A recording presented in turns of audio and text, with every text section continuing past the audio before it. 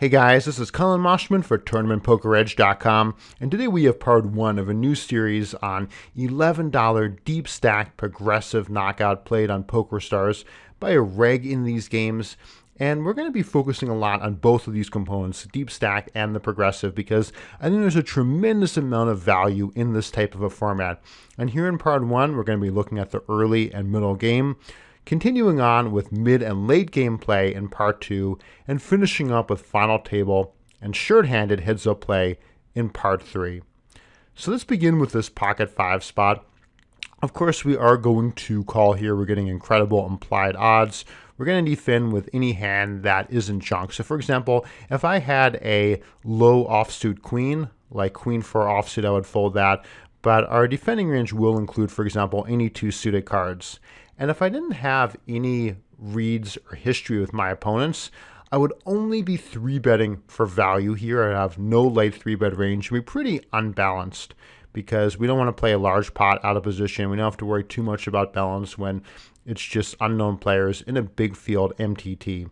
So my range for 3-betting in that case might be something like 9s plus, ace jack suited, ace queen off, and then stacking off with a fairly tight range of, let's say, queens plus, ace king, maybe just ace king suited, depending on how the action goes.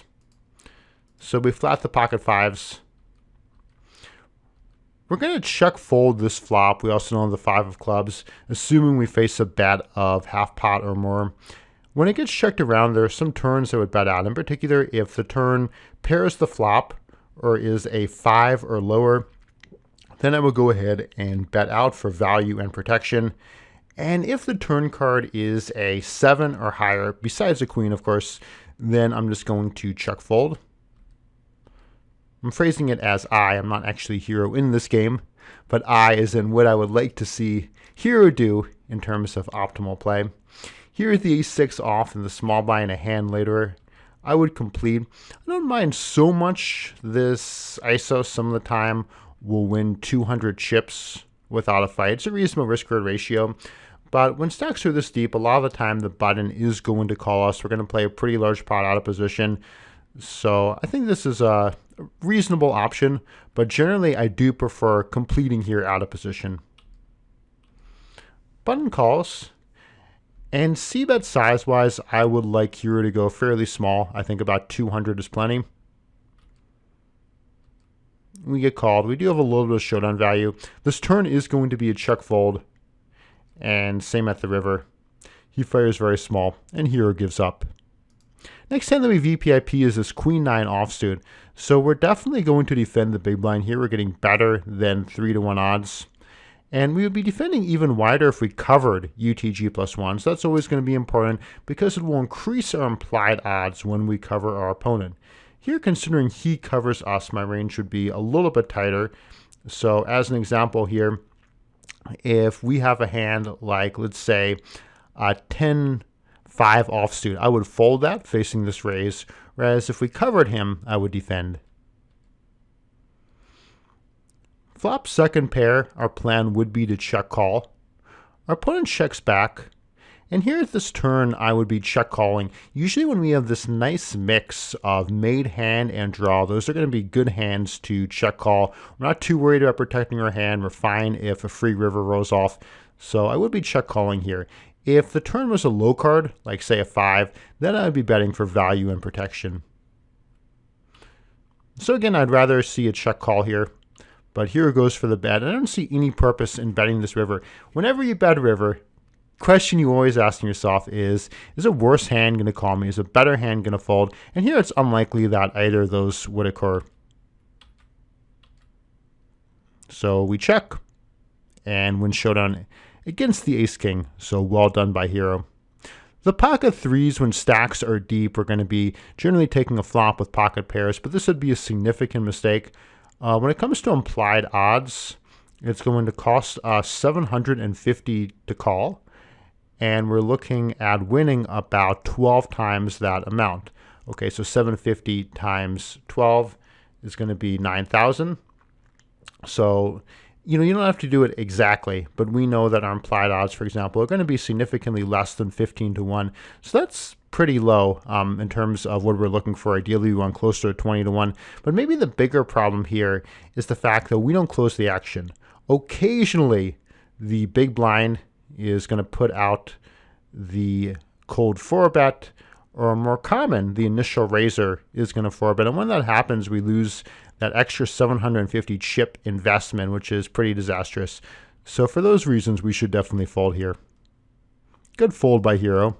And now we get another pocket threes, and this represents the opposite end of the spectrum. Here we're going to be thrilled to flat. And this is such a perfect situation for flopping a set that, of course, we're never going to, and yet we do. We flop bottom set. How beautiful is this? So 5-way, we have a set. And this is not a good time to slow play. Plenty of straight flush draws out there. So if it's checked to us, we're going to bet. And if somebody bets, it's going to depend a lot on what their relative position is and how much they fire.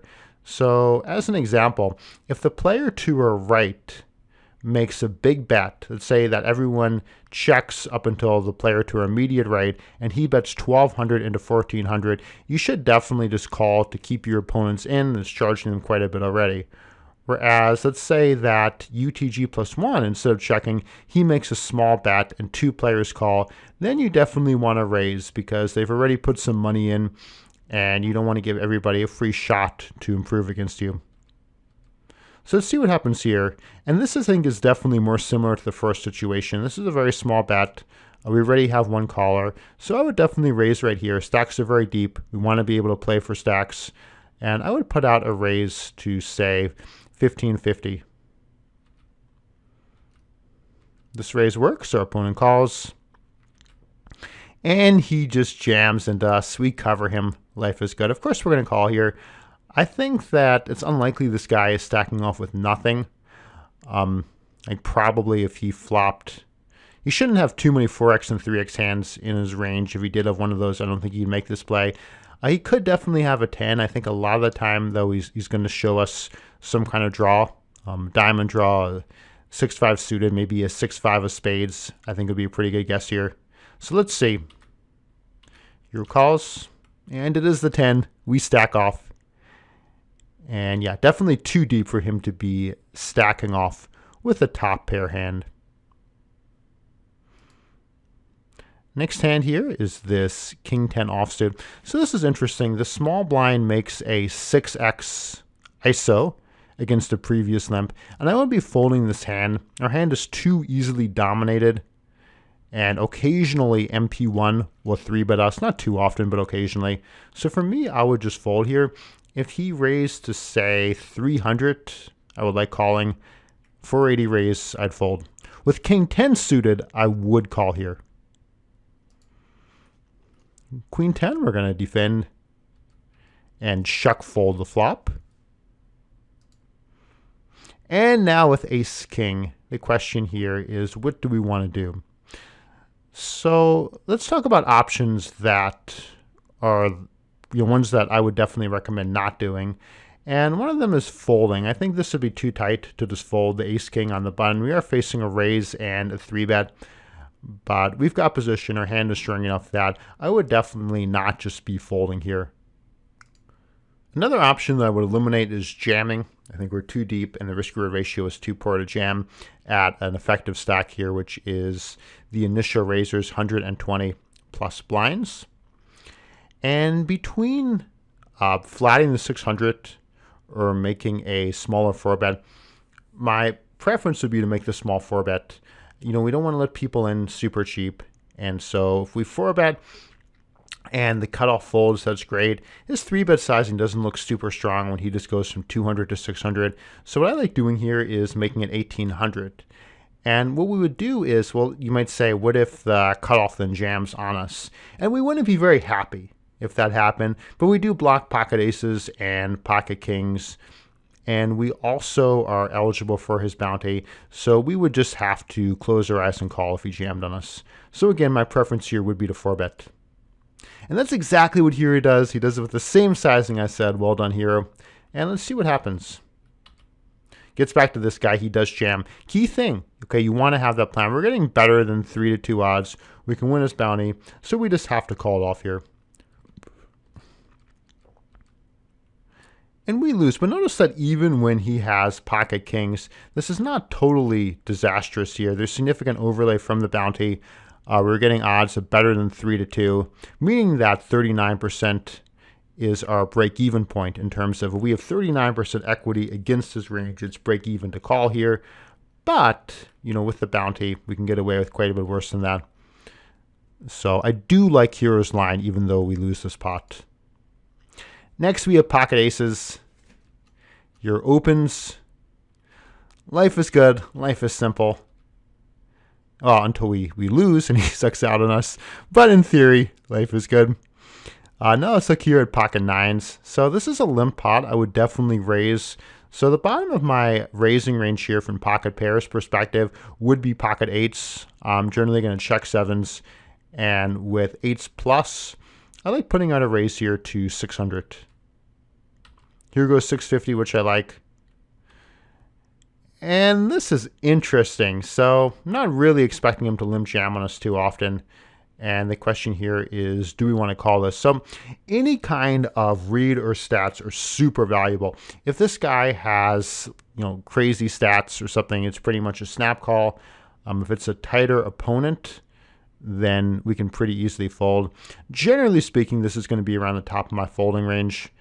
Considering he limped under the gun, I'm not going to call this off as a default. I don't think that'd be a significant mistake, considering that we can win his bounty. So let's see what Hero does. And Hero does fold, so I like this line. Hero then makes a bit of a tight fold with the ace-9 suited before getting pocket nines once again. So here I would flat. We only have one opponent in the pot, so we're going to be more likely to 3-bet if players have flatted him, because that adds dead money to the pot. We put him on a tighter range because he raised from UTG, so I would be flatting here. And we flop top set. All diamond, we're not going to slow play this. Put out a bet here of 750. Here goes 12-11. I think the sizing is a little bit on the high side. I would go probably at most 2/3 pot. But it works. We get jammed on. So what does this guy have? Well, this could definitely be an overpair. And it could also be an ace or king of diamonds. I think those are going to be a couple of the most common things for him to show down with. Considering that if he had a made flush, he's probably not going to jam it in here. He might, considering how much we've bet. But there's a good chance his range is capped. And then also it's very difficult for him to have a 9 with 3 of them accounted for and him having raised under the gun. So again, I think most common is going to be that high diamond or an overpair. But let's see. Very nice turn and river for us. And we do beat the overpair. Here with King Queen, our choices are to flat or 3-bet. And I like 3-betting. The small blind's pretty much dead money. And we're happy for the small blind to try to stack off against us, considering that we could win his bounty. So I like putting out the 3-bet here and making it 1250.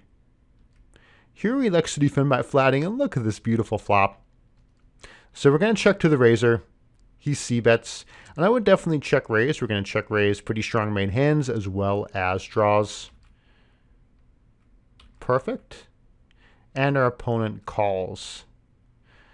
So this is a beautiful turn card for us. A lot of the time if we get a bad turn card, we're going to bet and then fold facing raise. Bet fold can be the best line to take in those spots.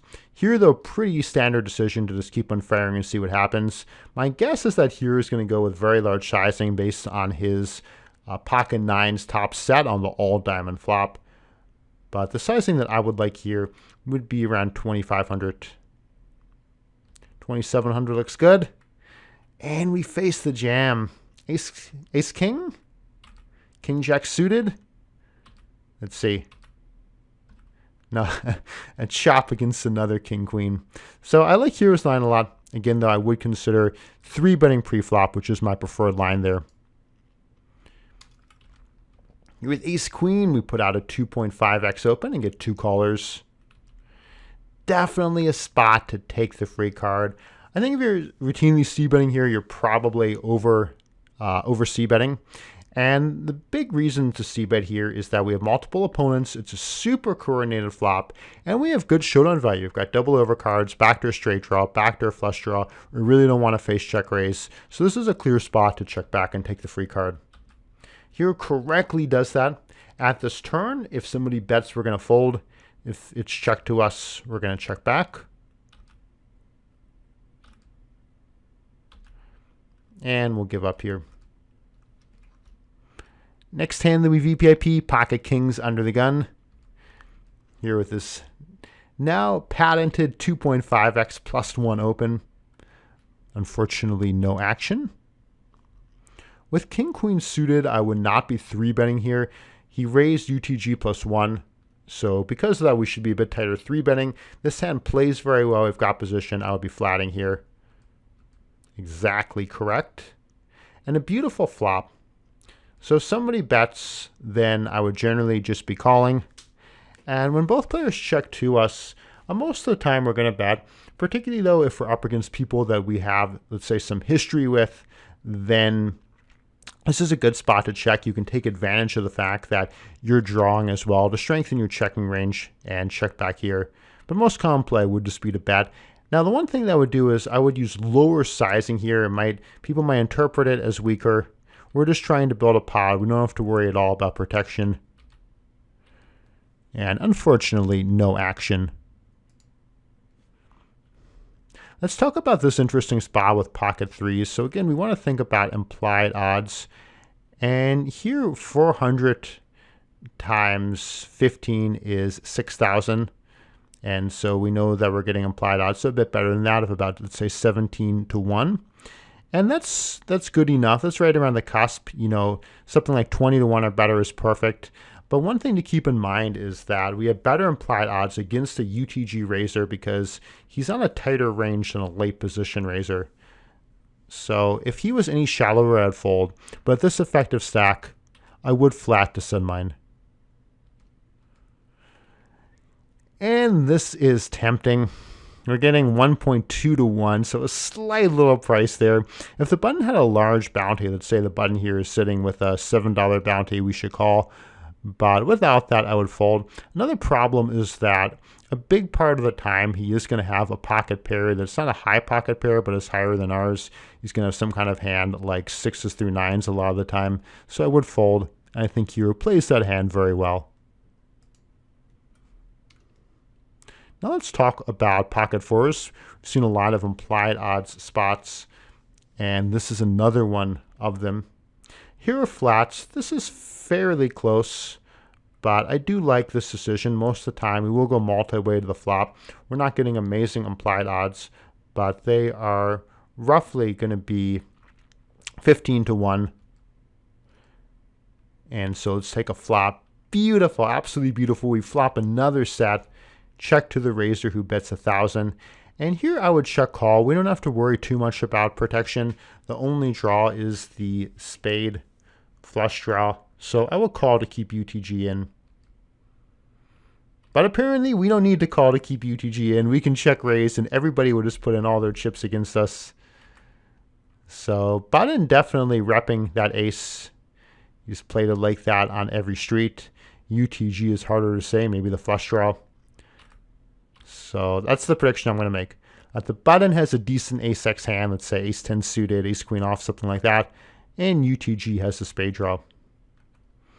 Okay, so right on one of those fronts, button did have a good ace. UTG also had an ace. And we stack both of them. Beautiful hand. Just after we get the ace-king suited. And we face a raise and a 3-bet. So the question here is, do we want to 4-bet? Definitely shouldn't fold here. That would be too tight. So let's think about our options and what we want to do. Most of the time out of position, we want to charge people more. And that is what I would do here. I would put in the 4-bet. If we had about 5 or 6 times what's out there or less, the risk-reward ratio would be very reasonable to jam. So let's say here that the button only has a stack of 14,000. I like jamming. Here, though, that's too deep. There's 2,500 out there. We'd be risking over 20,000, so over 8 times that amount on a jam.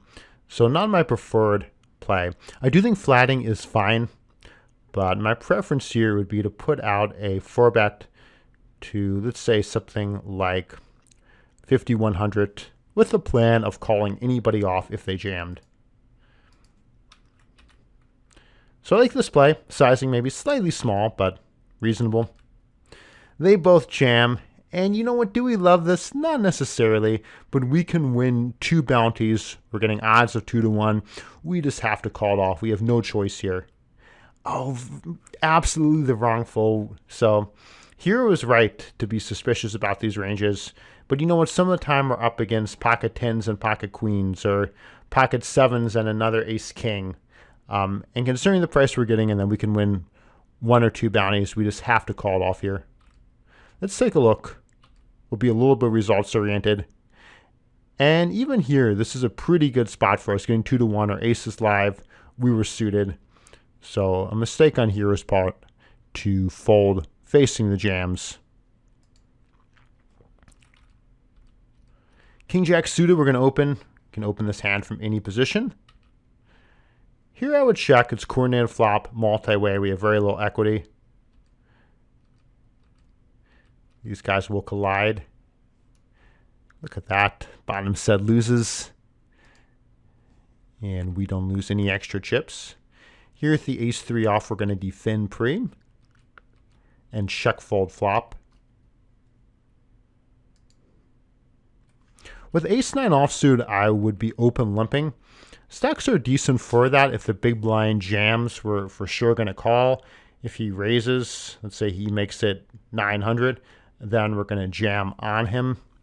And we don't want to just shove ourselves. It's profitable, it beats folding, but the risk-reward ratio is very poor. So my top choice is to limp and be happy to get it in pre-flop if he raises. And second to that would be to put this hand in a raising range and make it 800 pre.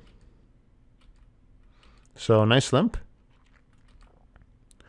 Here bets a little bit over the min, which I like. And this hand is also fine to check call. It's more than strong enough to call if our opponent bets. So either option there, pretty valid. Facing this raise, we'll call and take a turn. And when the turns are blank, we're generally going to be check calling here. Opponent bets 1355, and I will call. So if he has a 4, a lot of the time he's just going to call. He could certainly have an 8. But I think that we're going to leave ourselves vulnerable to getting exploited pretty bad if we fold this turn card. So I would head on and take a river. But here he elects to fold instead.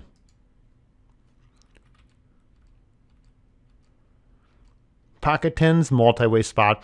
And one of the things that's going to really lower the difficulty here is the lowest stack to pot ratio. The stack to pot ratio is about 3. So what that means is that we can bet, and if somebody raises or jams on us, we know that we just have to stack off here. On this turn card, I would jam. Bit of an overbet, but not a huge one. Our hand's very vulnerable, so I like jamming it in. That's exactly what Hero does. Well done. And I'm going to predict small blind has 6-5 suited. Or pocket 8s. So what he should have done there is 3-bet. I believe stacks were good for 3-bet shoving. So it wouldn't have mattered. We would have gotten it in against him. But that would be the one way he would want to play that hand differently. Now let's talk about the pocket 7s. Here he elects to flat, which I like. If we 3-bet, we could stack off against UTG with a decent amount of overlay. But effective stack is pretty deep, and I definitely prefer this flat. We hit another set. You know what? If you're going to run super deep in a big field MTT, you've got to run pretty good. And here is showing us how it's done. Whether or not we call or raise facing a previous bet is going to depend upon, like we were saying earlier, and I believe the pocket 3s flopping a set spot, on the position of the bettor relative to us and their sizing. When everybody checks to us, I will go ahead and fire 2100. 17 something looks good. And this is basically checking with the chip when our opponent bets a bit over a tenth of pot. I will go ahead and raise to 5K. Nice sizing there. And the pot's going to be so large that it pretty much doesn't matter what the river is. If the river is the 5 of spades and he jams on us, we just have to call it off. This is a little bit easier though when we river the full house. Now what we should do is definitely to jam.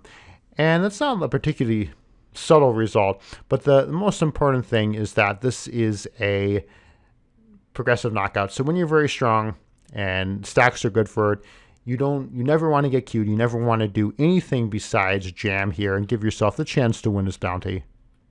Opponent folds, and we win a nice pot. Pocket kings, we're going to 3-bet here. And our opponent calls, so we take a flop. And this is a way ahead, way behind situation.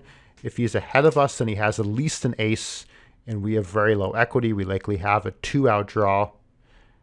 And so about 8% equity.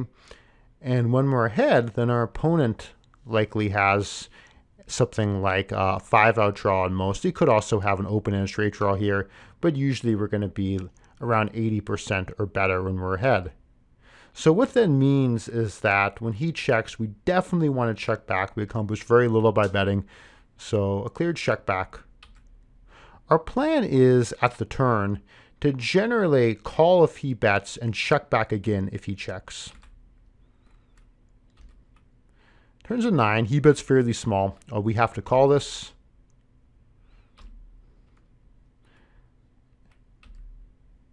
And he bets 4,900. So what do we do here? Now, one thing to keep in mind is that we do beat a bluff. So he might be thinking that both he and us play the board, and he wants to fold out a chop. We definitely beat a bluff. And we're also getting odds of 3-1. So for that reason, I will go ahead and call here without, if I didn't have any kind of read. You know, if we know he's a tighter player, we know he's a little more predictable, then for sure fold. But considering that we have checked back the flop, it's kind of hard for him to have a 9 or a 6 considering he raised called pre-flop and there are 2 9s and 2 6s out there. You know, most of the time he either has an ace or nothing. We're getting a good price to find out, so I would bluff catch here. Unfortunately, hero folds. So what we're going to do now is end this part 1 and pick up in part 2 looking more at mid and late game play approaching the final table. So I hope you guys have enjoyed this part 1. Thanks a lot for watching. This has been Collin Moshman for TournamentPokerEdge.com.